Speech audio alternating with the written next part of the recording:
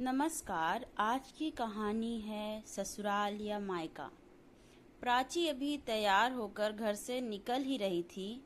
उसकी सास मालती जी ने टोक दिया, बहू कहाँ जा रही हो? प्राची ने बहुत विनम्रता से जवाब दिया, माँ जी पापा की तबीयत खराब है, माँ बहुत घबरा रही है, उन्हें देखने जा रही हूँ। यह कहकर प्राची बिना जवाब का इंतजार किए घर से बाहर निकल गई। मालती जी को उसका व्यवहार अच्छा नहीं लगा, लेकिन पिता की बीमारी की खबर सुनकर वह चुप रह गई। प्राची जल्दी से घर पहुंची तो देखा पापा का खांसी से बुरा हाल था। प्राची ने माँ से कहा, मैंने आपसे कहा था कि पापा को अच्छे डॉक्टर को दिखा लेते हैं। खांसी बढ़ती जा रही है, लेकिन आप दोनों किसी की सुनते नहीं हो। तुम पापा को संभालो, मैं ऑटो लेकर आती हूँ। हम बड़े हॉस्पिटल चलेंगे। प्राची ने पापा को लेकर अस्पताल पहुंच गई। डॉक्टर ने उन्हें एक इंजेक्शन लगा दिया, जिससे उन्हें कुछ आराम मिला। डॉक्टर ने प्राची से कहा, देखो अभी तो हम इन्हें एडमिट कर रहे हैं, कल इनके सारे टेस्ट करेंगे, उसके बाद ही ठीक से इलाज शुरू होगा।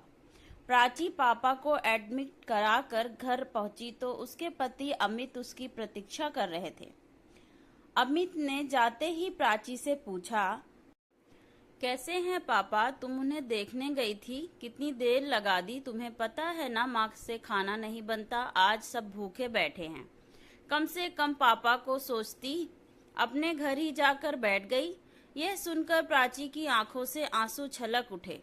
उसने किसी तरह अपने आप को संभालते हुए कहा, पापा की तबीयत बहुत खराब थी, उन्हें अस्पताल में एडमिट करा कर आ रही हूँ। आप सब बैठिए, अभी मैं 10 मिनट में आप सबके लिए खाना बना देती हूँ।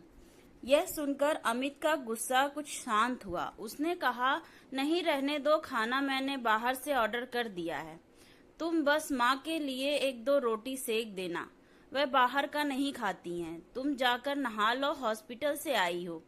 प्राची को अमित का उसकी केयर करना अच्छा लगा। वह जल्दी से नहाने चली गई। नहाकर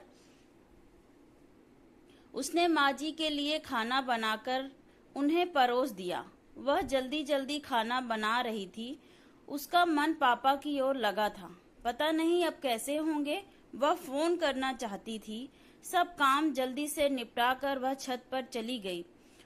वहां उसने माँ को फोन लगाया। माँ, अब कैसी तबीयत है पापा की? माँ ने कहा, बेटा तेरे जाने के बाद इनकी तबीयत और बिगड़ गई थी। खांसी के साथ खून भी आ रहा था। डॉक्टर ने तुरंत सारे टेस्ट कर लिए हैं, सुबह रिपोर्ट आ जाएगी। मेरा मन बहुत घबरा रहा है, तू अभी आ सकती है क्या? प्राची ने कहा, ठीक है माँ, मैं आती हूँ।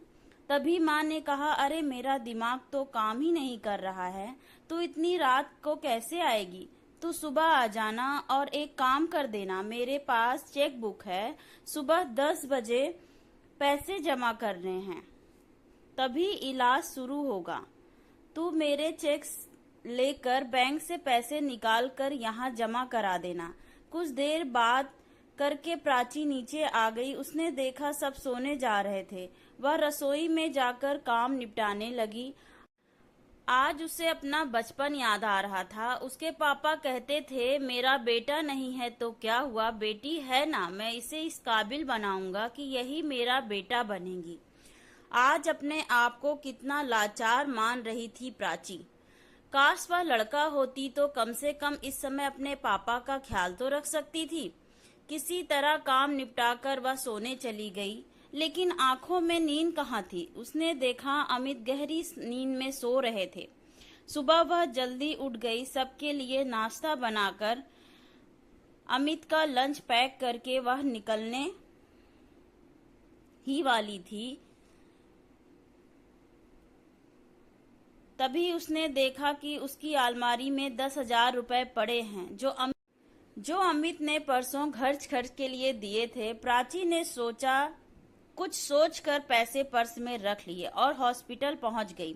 वहां उसने पैसे जमा करा दिए। पापा के पास पहुंची तो देखा पापा कुछ ठीक लग रहे थे। वो प्राची को देखकर मुस्कुरा दिए। तभी माँ ने कहा, बेटा चेक ले जाकर पैसे लेकर आ, तभी रिपोर्ट मिलेगी। प्राची ने कहा, माँ पैसे मैंने जमा कर दिए थे, अभी घर जाऊंगी तो बैंक से निकाल लूंगी, पापा का इलाज अभी शुरू हो जाएगा। यह सुनकर माँ ने कहा, अरे बेटा तूने ये क्या किया, तेरे ससुराल वालों को पता लगेगा तो न जाने तुझे कितना भला बुरा सुनाएंगे। प्राची बोली, माँ तुम चिंता मत करो, मेरे पास घर खर्च के लिए पैसे हैं, अभी बैंक से निकाल कर वापस रख दूंगी। मुझे शाम को जाना है शॉपिंग करने अमित के साथ। प्राची कुछ देर वहां रुक कर चेक लेकर बैंक पहुंच गई। बाहर गार्ड से उसने पूछा, भैया आज बैंक बंद है क्या? गार्ड ने कहा, बहन जी आज दूसरा शनिवार है, कल इतवार है, अब तो बैंक सोमवार को ही खुलेगा। यह सुनकर प्राची के पैरों तले जमीन खिसक गई कि कहीं अगर अमित को पता लग गया कि घर खर्च के पैसे पीहर में दे आई तो उसका जीना मुश्किल हो जाएगा। वह डरती डरती घर पहुंची तो उसने देखा उसकी सास मालती जी गुस्से में बैठी थी। मालती जी बोली, बहू ये सब क्या है? रात को हमने बाहर का खाना खा लिया, सुबह से फिर तुम गायब हो। अगर दोनों टाइम बाहर का खाना खाएंगे तो हम सब तो बीमार पड़ जाएंगे। तुम क्या चाहती हो कि तुम्हारे ससुराल वाले भी उसी हॉस्पिटल में एडमिट हो जाएं जिसमें तुम्हारे पापा हैं? यह सुनकर प्राची रोने लगी। नहीं नहीं माँ जी, ऐसा मत कहिए, मैं अभी खाना बना देती हूँ। कहकर प्राची तेजी से काम में लग गई। नहा धोकर फटाफट खाना बनाकर सास ससुर को खिला दिया। इधर उसे पापा की चिंता थी, उधर उसे अमित के गुस्से का डर। जब उसे पता लगेगा कि घर खर्च के पैसे मैंने कहीं और खर्च कर दिए। शाम को अमित ने आते ही शॉपिंग के लिए चलने को कहा। प्राची ने उसे कमरे में ले जाकर सारी बात बता दी।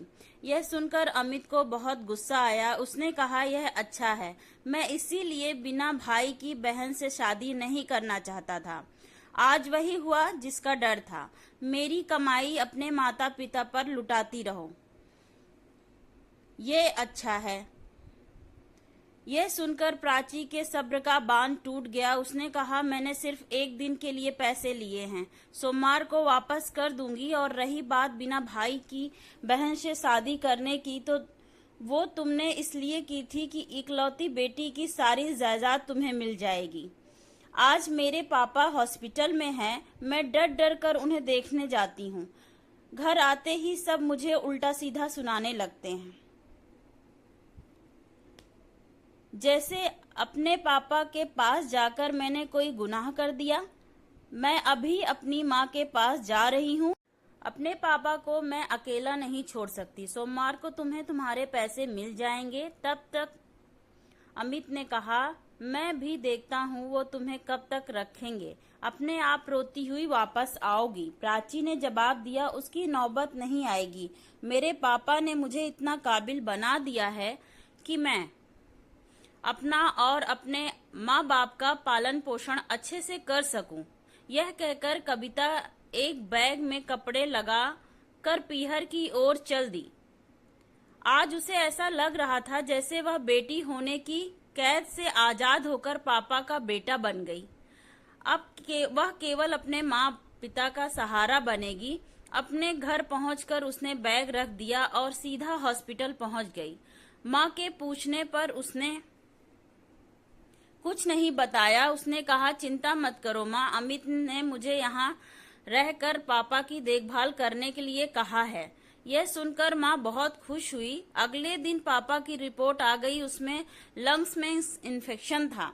उसी समय इनका इलाज शुरू हो गया। सोमवार के दिन प्राचीन ने 10,000 रुपए अपनी ससुराल भिजवा दिए। कुछ ही दिनों में उसके पापा ठीक हो गए। प्राची ने इसी बीच एक नौकरी ढूंढ ली थी। जब उसके पापा घर आ गए तो उसने सारी बात उन्हें बता दी। पापा ने कहा, बेटा हम अपना ध्यान रख लेंगे, तू अमित से बात करके वापस लौट जा। प्राची बोली, पापा मैंने घर आपकी वजह से नहीं छोड़ा है, अपने आत्मसम्मान के कारण छोड़ा है। अब मैं बेटा बनकर आपकी सेवा करूंगी, आप परेशान ना हो। आपको क्या लगता है, प्राची का यह निर्णय सही था या गलत? कमेंट बॉक्स में जरूर बताएं। अपने माता पिता का ध्यान रखें। स्टोरी पसंद आई हो तो प्लीज लाइक एंड सब्सक्राइब। पढ़ने में कुछ गलती हुई हो तो क्षमा करें। Thank you for watching.